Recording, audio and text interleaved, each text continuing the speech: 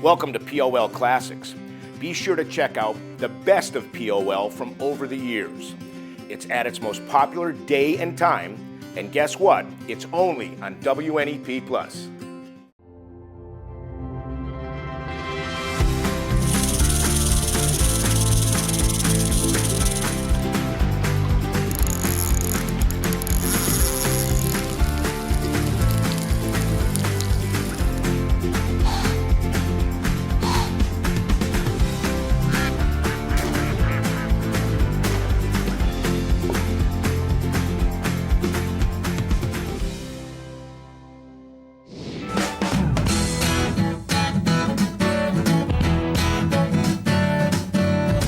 WNEP proudly presents the premier outdoor show in northeastern and central Pennsylvania. Pennsylvania Outdoor Life, your window to the great outdoors.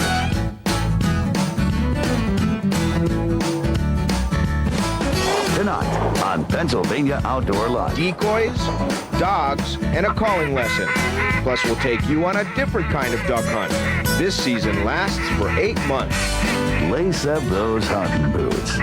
Pennsylvania Outdoor Life starts right now. Good evening and welcome to Pennsylvania Outdoor Life. I'm Ken Hunter and I'm here with Don Jacobs. And Jake, it's October, it's getting cool. Archery season is underway. You and I didn't get a chance to go out though because we were over here at the studio and the cabin meeting all those wonderful people. Great open house. Thank them for coming over. We had a great day. Yes, we'll get our archery hunting in later, but you know we've got a lot to do with some ducks right now. Too. Yeah, well, next Saturday marks the opening of the duck season in the North Zone anyhow. And as we're getting our decoys ready and practicing a little bit of calling, we actually turned to an expert, Jim Hansel. Now, he met us over at the Mill Run Shooting Preserve for a quick lesson on decoys, dogs, and calling. This year, there seemed to be a very good hatch year for the ducks. The way that the winter sounds, it's going to be very conducive to hunting ducks down on the river or down in the flyways, your choice if you go out of the area to hunt. It sounds like it was going to be a great year for us. It's a very stressful time for your dog at the beginning of the season physically, and you want to prepare your dog for that. The Saturday the duck season starts, don't be pulling, you know, your black dog or your yellow dog or your chocolate dog off the couch and saying, come on, we're going to go fetch ducks. Get them out there and practice.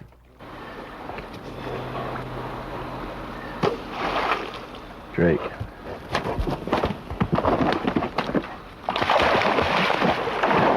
You have to run them down it. So this is your duck? Yeah. You raised them? Yep. Train them? Yep. We ran some hunt tests with them. Black lab, is that considered? Yep. What a beautiful duck. So once you have kids, I stopped running them in the hunt test circuit.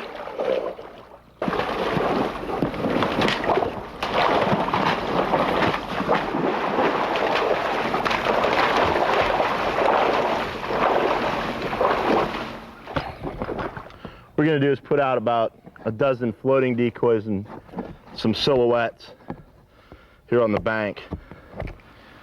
Is there a rhyme or reason as to how you're laying the decoys down? Well, we're just getting them back here in this backwater a little bit. The blinds here, what we want to do is put when the ducks decoy, whether they're coming upstream or downstream, we're going to give them like a little pocket it's in front of the blind. It's going to give everybody in the blind about an equal opportunity to shoot. Another thing you want to keep in mind if you use silhouettes ever, Jake, is silhouettes are two-dimensional. And when the ducks are circling, you want to make sure that you have your silhouettes at different angles. So when the ducks are circling around, they see those silhouettes, they always see some part of the silhouette. In other words, if you have all your silhouettes lined up and they come perpendicular to those silhouettes, they're all going to disappear. It's not going to look natural to the duck. I noticed that even after I lost weight, people told me if I turn sideways, they don't see me anymore. So, yeah, I have that same problem.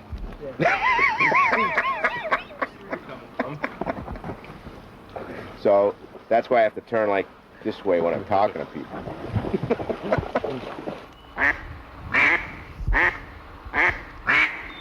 The basic call that someone needs to learn is the quack. Okay. And it sounds something like this.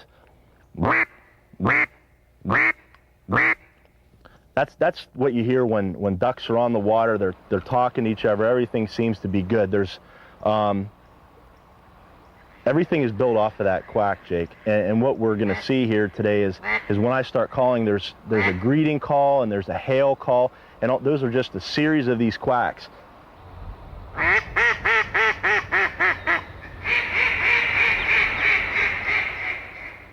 I'll do a quack, and then I'll go into a hail call, and you're just going to see it's just nothing but a series of quacks all put together. Okay.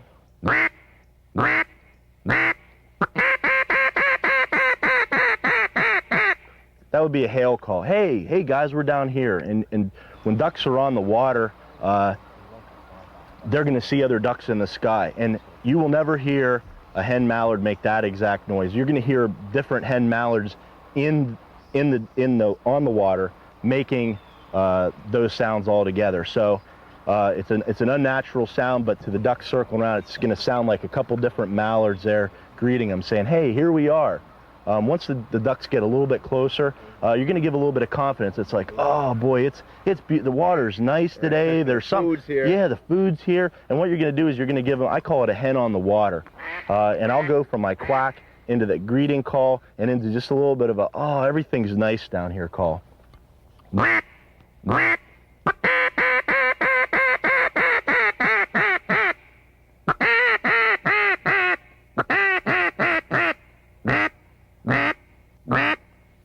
And you're also going to hear hen mallards and drakes alike make what's called as a feeding call or a feeding chuckle, some guys call it. And that's simply done by saying tick a tick a tick a tick a tick into the call. And it sounds something like this.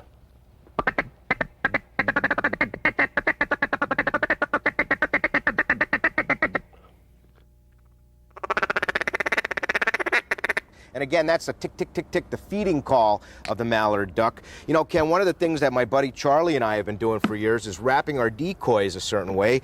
Now, we use this real soft lead weight, which we have drilled a little hole in, and then we just wrap it like this, and at some point, it'll end up close to the head, and then we just wrap the lead around there, and they go right into the bag very easily. That's the reason for the soft lead. That's the reason for the soft lead, and then it just goes right on the pile and into the bag. How many of these do you have to have, Jake? Well, it all depends on how many you're hunting. If you're hunting a small area, 5 or 6 are fine, like Jim said. If you're hunting a big spread, we could lay a spread out of 4 or 5 dozen if we wanted to. That's a big bag to carry around. It is. Well, that's why I'm going to bring you next time. I get to carry the bag, okay? Well, with that, we're going to go to a commercial break, but don't go away because we have more duck hunting when we come back.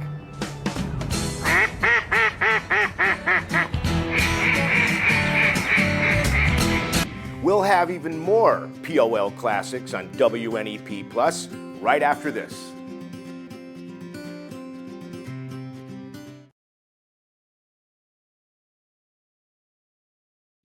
Welcome back to Pennsylvania Outdoor Life. You know, Jake, when I think of the beginning of October, I think of archery season.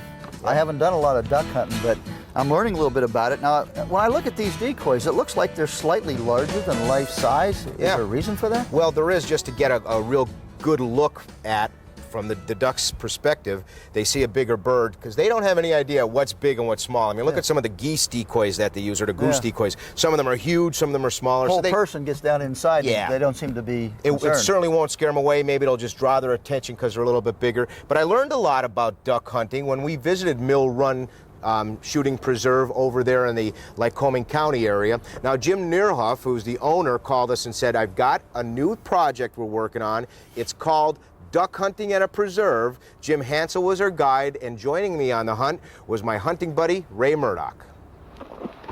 Now, this is probably going to be the easiest duck hunt we've ever gone on. We're used to carrying decoys across rivers and... Yeah.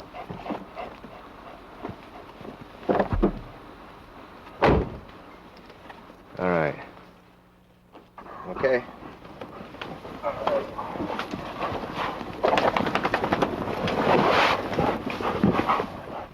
I started doing mallard duck hunts, and it's something unique, and actually just started last year. And how unique is it? I understand there's not a lot of preserves out there offering this kind of thing. Yeah, I'm not sure if we have any preserves out there. Maybe one, maybe two in Pennsylvania actually do mallard duck hunts, and it's a unique way. What's nice, you don't need a federal stamp. You don't need a hunting license.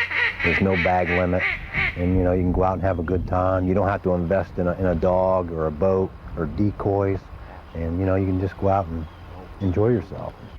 Jim Hansel's been a friend of mine for quite a while, and he actually got me into duck hunting, and he's a super guy, and his dog is phenomenal. I mean, Drake runs Jim. I mean, he's the ham for sure. But I mean, Jim knows his stuff. He knows how to call ducks in, and the right dog to use, the right calls to use.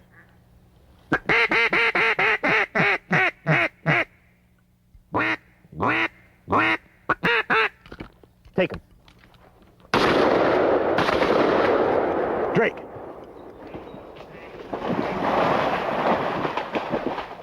Once we shoot and the bird goes down, I'll release Drake, my lab, and he'll go out and make the retrieve for it, and we don't even have to leave the comfort of the blind here this morning. In the best case scenario. Right, okay. Everything's subject to change. We took 2 birds in this volley of shots. Jim had to send Drake on a blind retrieve. A blind retrieve is when the dog didn't see the bird drop, and the owner must Dead. get him close to the bird by signals. Dead bird. Hark!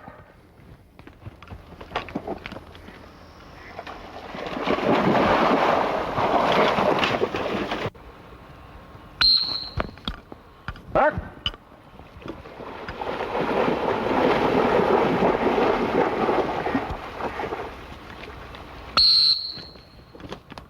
Oh!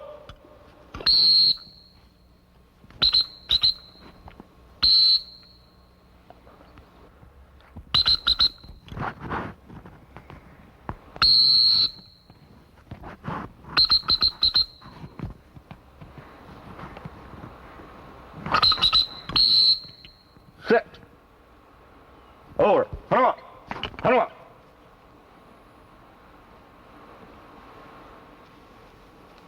Hunt him up. Right. I'm not sure exactly where it fell.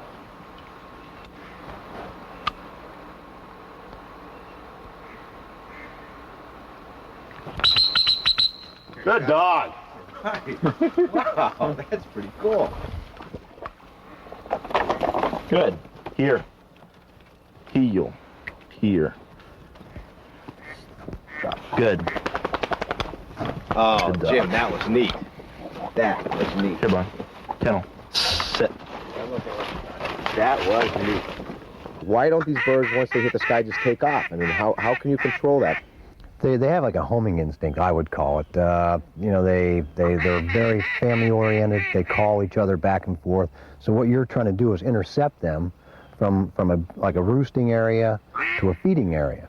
So I take them away from the feeding area and I put them in a roost.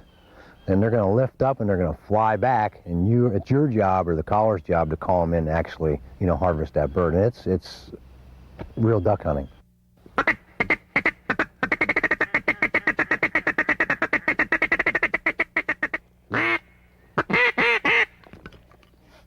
Take him. Drake.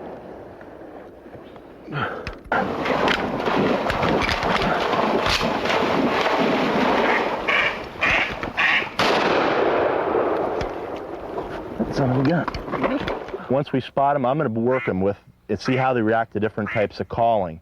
There's certain types of calls that ducks react to under different situations, and it's going to be my job to read the ducks and see how they're going to react to those calls. And we're going to try to get them in here right in front of this blind to assure a clean harvest on these birds.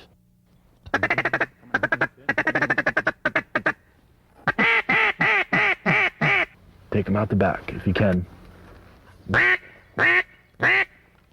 Shoot him. There, you got him. Nice shot.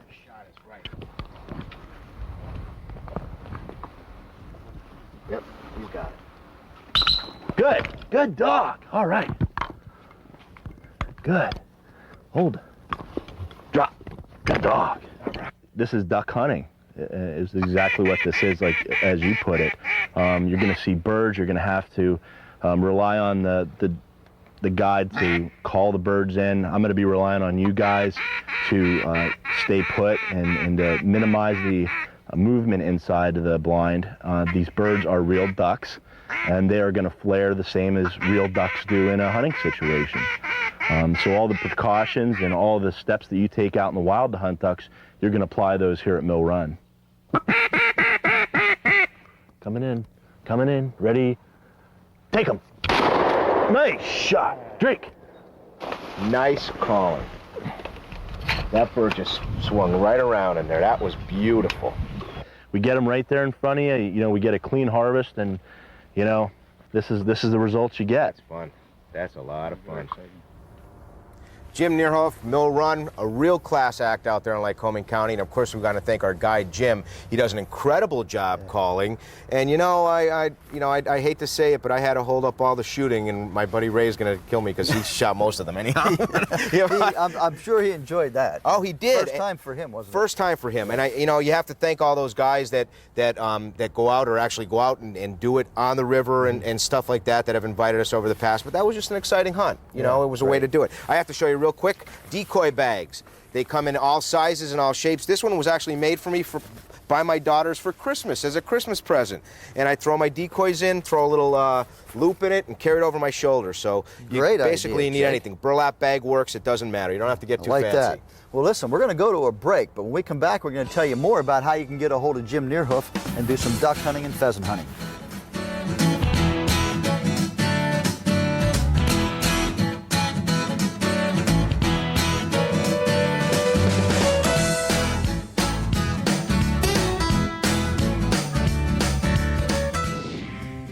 POL Classic, we'll have much more of it on WNEP Plus right after this.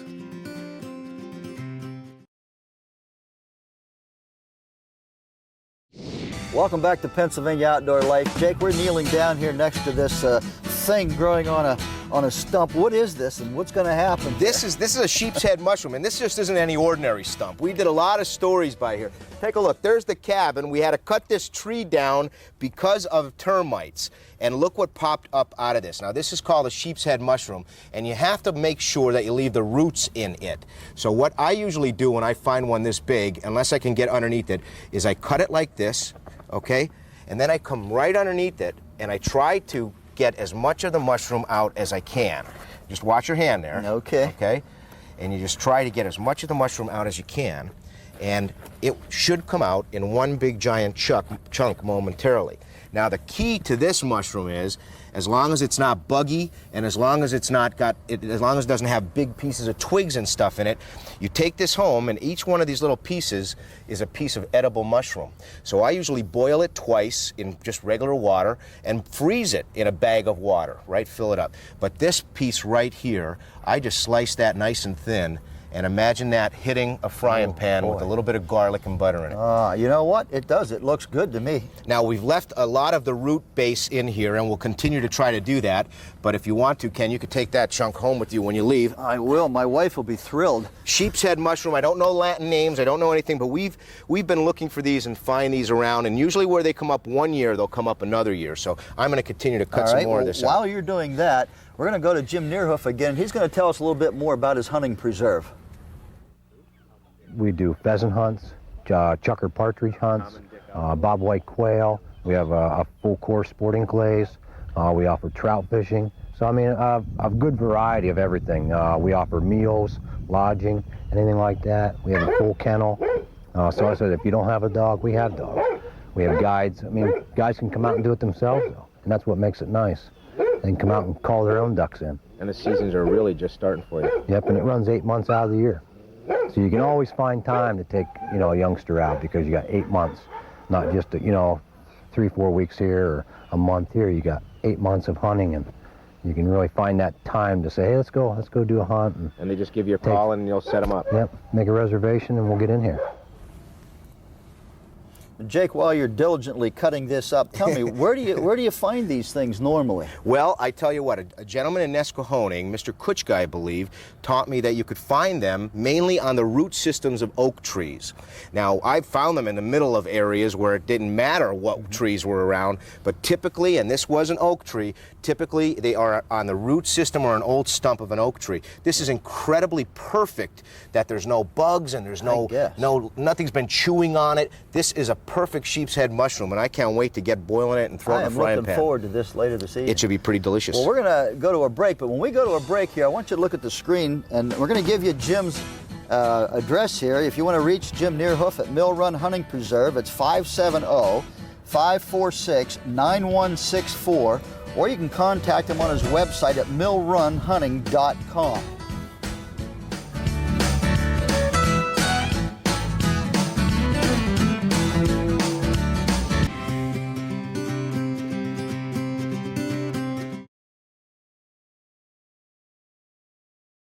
We have a number of things we're going to be giving away today, don't we? Yeah, we do. Go ahead with that. Well, we've got the great Pennsylvania Outdoor Life hat and camo. Okay. And deer can't read. You can wear that. Okay. The mug, and of course our famous urine. Right. Now that's the Hoy's Outdoors Pennsylvania Outdoor Life Doe in Heat. Mm-hmm. Now, I just wanted to make sure that this is still ripe. Whoa. Wait a second.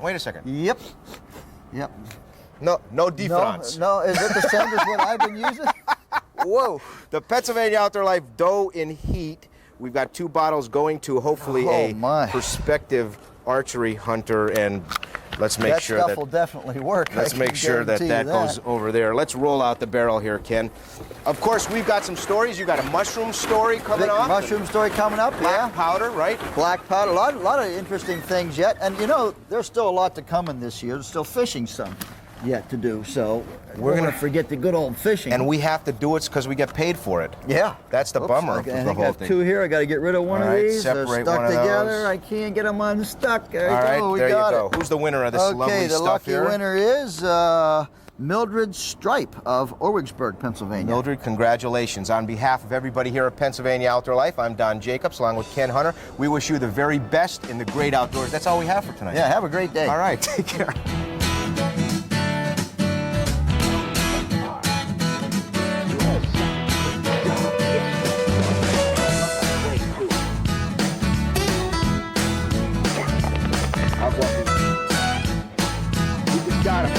The guy who got it. Yeah. So far we've seen a duck today landed at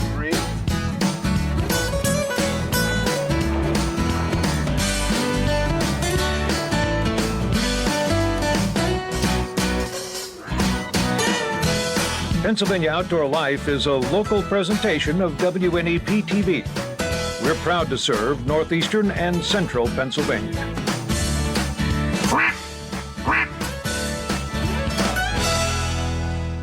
Thank you for joining us for a look back at POL Classics. Now I'm going to invite you to join us every Sunday night at 6:30 on WNEP+.